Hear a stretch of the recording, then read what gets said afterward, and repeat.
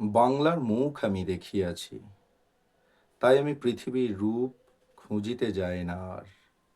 অন্ধকারে জেগে ওঠে ডুমুরের গাছে, চেয়ে দেখি ছাতার মতন বড় পাতাটির নিচে বসে আছে ভোরের দোয়েল পাখি।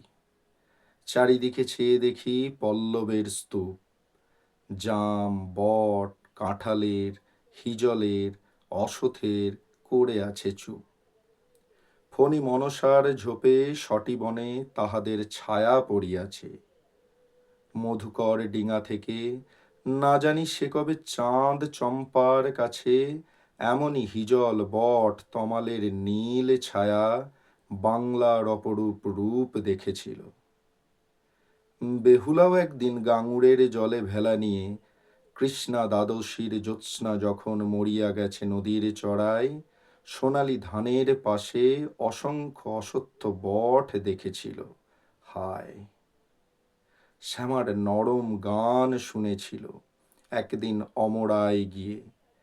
ছিন্ন খঞ্জনার মতো যখন সে নেচেছিল ইন্দ্রের সভায়, বাংলার নদী, মাঠ, ভাট ফুল ঘুঙুরের মতো তার কেঁদেছিল পায়। কবি জীবনানন্দ দাশের বিখ্যাত কবিতা বাংলার মুখ আমি দেখিয়াছি।